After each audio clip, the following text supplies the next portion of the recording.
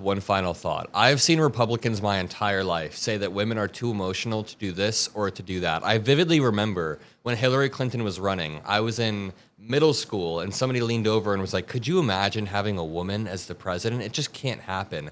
Yet every single person that Donald Trump puts around him is emotional, irrational, lacks any sort of transparency, and is very likely covering up pedophilia right now. All right, genuinely, what the hell is happening to our country? We have leaders at the highest levels spouting regressive rhetoric, taking our country back decades. For example, Pete Hegseth, our current defense secretary, which is supposed to be a highly respected position as it's the person in charge of the world's most powerful military. The man or woman who is chosen as a defense secretary should be highly respected, highly vetted, and have a good head on their shoulders. Well, Pete Hegseth was plucked straight off of Fox News, was known for having an alcohol addiction, and has just openly aligned himself with a Christian nationalist movement that calls for repealing women's right to vote.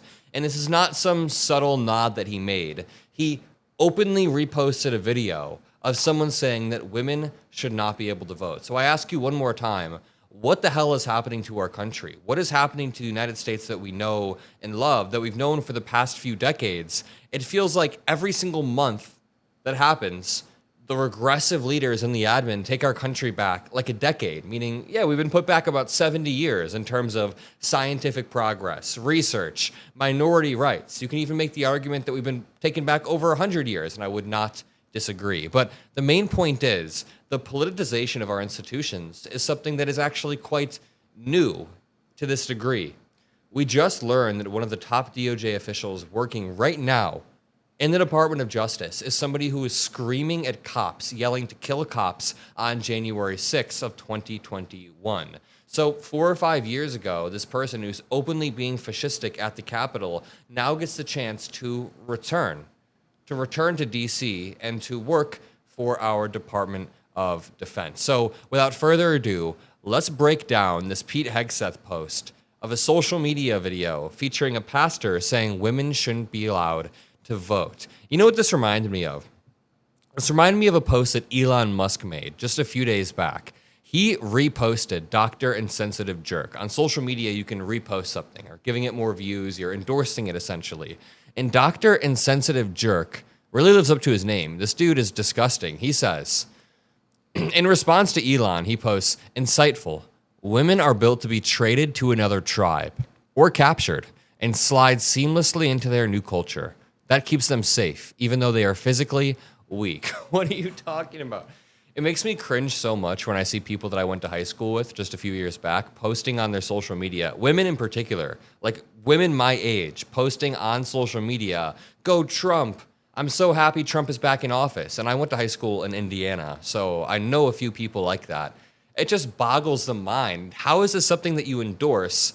How do you endorse the people getting back into power that don't seem to want you to vote? Or at the very least, they would be apathetic if the 19th were repealed. If the 19th were repealed, maybe Trump himself is apathetic, but he wouldn't fight against it. He doesn't really care. Whatever helps him maintain power at the end of the day. It like very aggressively treats women like property, and its wording, traded to another tribe to slide seamlessly into their new culture.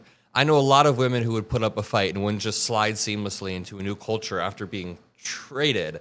It strips women of any autonomy or humanity and makes it seem like men can just trade women. It then just gets more and more sexist and white nationalist as the tweet goes on. I'm not even gonna read the rest of it, but trust me, Elon Musk is posting some insane stuff, just like our current defense secretary. Let's play this video just so we're all aware of what our current defense secretary is posting on basically like his government approved account. He's got the gray check mark, which is a level up from the blue check mark. Blue check mark is for normies like me. I don't have much power. I have to pay $4 a month for it. But the gray check mark right here, the gray check mark is for government officials. This is what our government officials are posting. By the way, make sure you're subscribed to the Adam Mockler feed. We are rapidly growing, and I couldn't do it without you all. We are going to make a post about this on our Substack, adammockler.com. Let's watch this.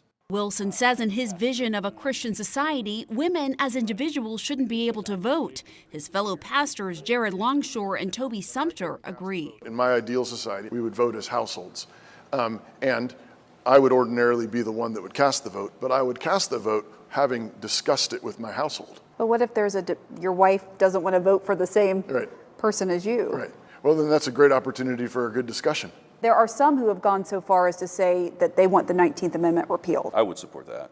And I'd support it on the basis that the atomization that comes with our current system is not good for humans. He is the head of our household. Yes, and I do submit to him. So like moving here I was just going to say ultimately that. your decision. Yes. That's a great example. And Wilson, a veteran himself, is unapologetic about his view that women shouldn't be in certain leadership or combat roles. Looking at the leadership page for Christ Church, it's all men. Do you accept women in leadership roles in the church and in government? In the church, no. Why? Because the Bible says not to. Wilson.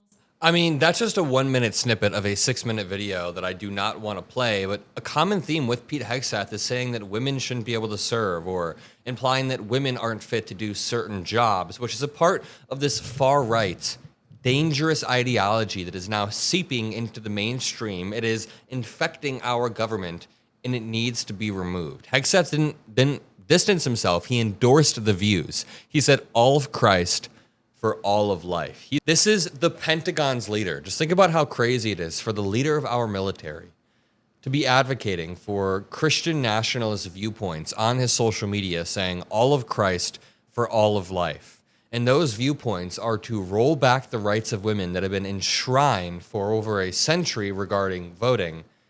And he says all of Christ for all of life. This is the person who essentially in a top-down way can command our military to do things.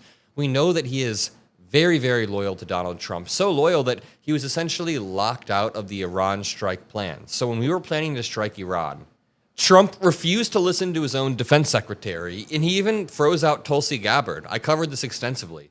Tulsi Gabbard and Pete Hegseth are not in their positions because they know what they're doing. They're in their positions to be mouthpieces. So when it came time to actually strike Iran, Donald Trump turned to more neocon people. At least that's what like the Charlie Kirk or the Candace Owens would say. They'd say, oh, Trump relied on the neocons. So Trump turned to those people and said, we need to strike Iran. What do we do? And then after it was all done, he allowed Pete Hegseth back into the fold, and Hegseth went on some sort of tantrum. I guess I want to end this off with one final thought. I've seen Republicans my entire life say that women are too emotional to do this or to do that. I vividly remember when Hillary Clinton was running, I was in middle school, and somebody leaned over and was like, could you imagine having a woman as the president? It just can't happen.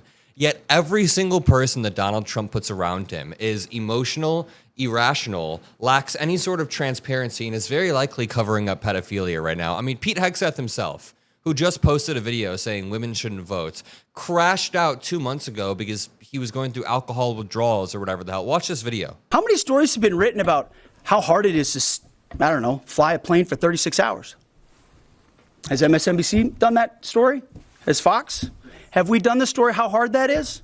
Have we done it 2 or 3 times so that American people understand? How about how difficult it is to shoot a drone from an F-15 or 16 or F-22 or F-35? This guy sat there and melted down for 30 minutes. Donald Trump can't go in front of the cameras without drooling at the mouth, defending Jeffrey Epstein, talking about sex trafficking, and then linking together 5 different topics before shouting at the reporters for hating him and then just storming off. He's the most emotional, irrational person ever. He declared a trade war, not on one country or one industry, but he got so emotional he declared a trade war on the world. This dude just mobilized nuclear submarines to the border of Russia, not because Putin invaded Ukraine, but he mobilized nuclear submarines because the former Russian president was saying mean things about him. Over and over, Donald Trump acts on emotion, signs executive orders on emotion.